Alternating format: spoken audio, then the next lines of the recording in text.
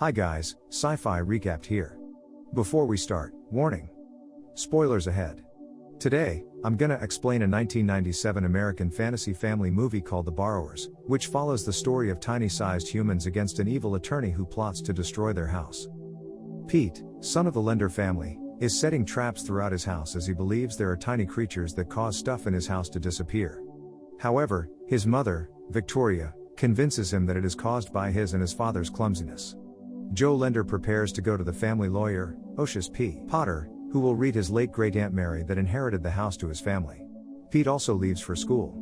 After the family has locked the door, small-sized humans, known as the Borrowers, appear from beneath the floorboards. They consist of parents Pod and Homily Clock, and their children Arietti and P. Green. They only borrow things from normal humans, or beings as they call them, and keep themselves hidden and unnoticed. To the lender's surprise, Potter states that Aunt Mary has left no will, so they have no right to own the house. Potter tells them that they must move out as he will demolish the house to make space for luxury apartments. Powerless against the lawyer, the lenders have no choice but to obey. Meanwhile, at their house, Pod has taken Arietti and P. Green to go borrowing with him. His firstborn is a curious girl who rarely listens to her father's warnings. Despite his warning that a borrower should stay unseen and unheard, she wanders around the kitchen with her little brother. Pod borrows a battery while she wants to grab an ice cream, so P. Green assists her to go inside the freezer and holds the door open. However, he cannot hold the freezer door for long, slamming it shut and trapping his sister inside. At almost the same time, the lenders come home. Panicked Pod gives the borrowed battery to P. Green to be delivered to Homily, then he runs across the kitchen to save Arietti. She escapes through the ice dispenser hole on the fridge, but they are almost caught when Joe dispenses ice. They hold the ice using makeshift sticks, then escape while Joe is checking the inside of the fridge.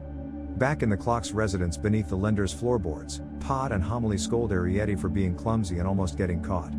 She questions why they should stay hidden, especially since she has never seen another borrower around the house. She believes other borrowers are non-existent. Suddenly, they feel a trembling as Victoria is vacuuming the floor, out of her usual cleaning routine. In the evening, Homily puts Arietti to sleep, but she quickly becomes bored and decides to venture around the house. She observes Pete watching TV in his bedroom, switching channels, and comes across an advertisement for a bug exterminator. Her shock and clumsiness by the ad's premise cause one of Pete's toys to fall to the floor, alerting Pete about her presence. She is quickly caught and trapped inside a bottle but learns that Pete does not want to harm her as her parents have warned. Pete learns about the borrower's way of life but then tells her that the house is being demolished and he will move out. He promises to help Arietti and her family to safety. She then passes the information to her family. At first, Pod despises his daughter's suggestion but then agrees to be helped by Pete, who smuggles the whole family into their moving truck. He puts a walkie-talkie to keep the Clocks updated about the situation along the road. As Joe begins driving, the Clocks become anxious due to the excessive shaking they feel. However, the truck hits the curb, causing an item to fall and making a hole beneath the container. Arietti and P. Green fall through the hole, landing on the street. Pod and Homily become extremely panicked and try to warn Pete through the walkie-talkie. Pete tries to convince his father to return to the old house, but he fails. The Clock children are left behind, so they return to their old house and form a plan to catch up with Pete. Arietti remembers directions to the new house that Pete gave her earlier and prepares herself and her brother for the journey. However, they see Potter coming to the house, talking to himself that Aunt Mary actually left a will for the lender family, but she hid it in a safe somewhere inside the house because she distrusted banks. Potter finds the hidden safe and retrieves the will, then calls the city council to schedule an appointment for registering a demolition. From the ventilation shaft, Arietti thinks she can save the house from demolition if she can get the will from Potter and deliver it to Pete. Meanwhile, Pete arrives at his new home and immediately checks his stuff, learning that Arietti and P. Green have fallen through the hole. Pete picks up Pod and Homily, then rides on a bike to his old house to retrieve Arietti and P. Green.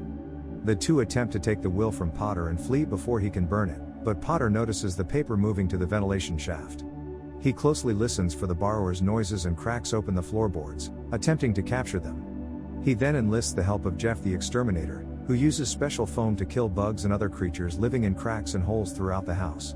After learning that Potter wants to exterminate borrowers, Jeff becomes reluctant as he is fascinated by the creatures, but he still does his job. However, they fail to capture the children as Arietti cleverly uses a measuring tape to lift P. Green to the rooftop. They then escape safely through the roof and glide to Pete's new house using electric wires.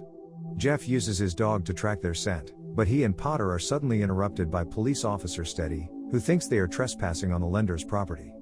Potter assures him that the property is now his, then Officer Steady backs away. Pete arrives in the old house and secretly watches Potter and Jeff's encounter with Officer Steady. He goes inside the house and discovers Potter's match after he failed to burn the will. Pod learns that his children are attempting to reach the new house, so they are probably still alive. Arrietty and P. Green arrive at a rooftop, but Jeff's dog successfully tracks them. They are also startled by a wild pigeon, causing P. Green to fall down the gutter and be trapped within a milk bottle. Before Potter can pick it up, he is interrupted by Officer Steady, now becoming fully suspicious of Potter's weird movements. While they converse, the milkman picks the bottle without noticing P. Green inside, then drives off with his truck. Arrietty becomes sad and concerned for her brother, but suddenly she meets Spud, another borrower. Unlike her who lives sedentary in the lender's house, Spud is an outsider, or a borrower living outside.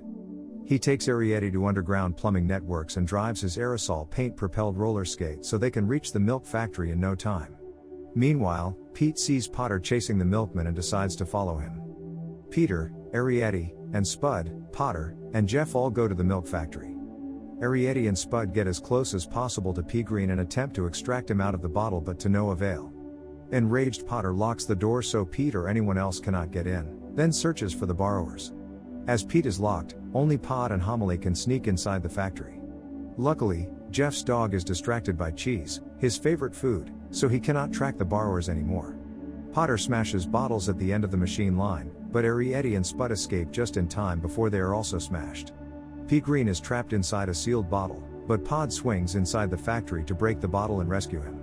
After the brief Clock family reunion, where the family learns that Pod used to be an outsider, Potter quickly captures all of them. He takes the will from Arrietty and straps them to the cheese tray. Spud attempts to mock him, then Potter pushes him inside a cheese maker. He then sets the cheese machine to drown the borrowers, then quickly leaves for the city hall. Pete encounters him but learns that the borrowers are trapped inside, so he runs inside the factory to save them first. As he stops a taxi, he hits Pete's bicycle. Arrietty tells him that he should catch up to Potter to the city council to save his home. As his bike breaks down, Jeff approaches him with his truck, changing his heart to help Pete and the borrowers.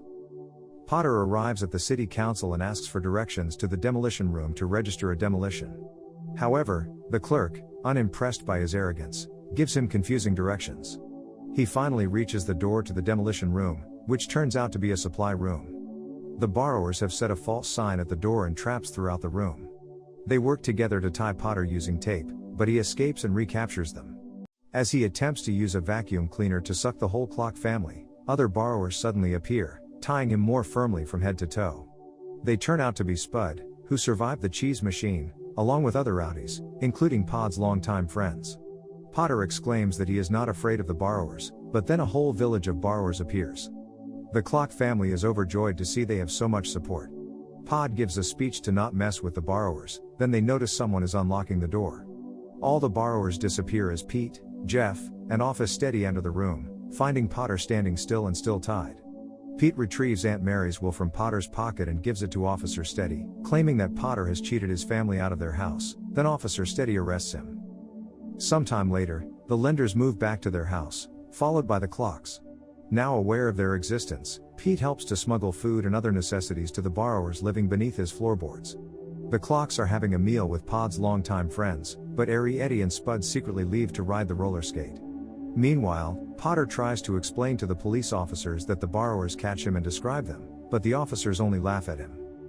Subscribe to watch more videos like this, turn on notifications, and leave a like to help the channel out. Thank you for watching.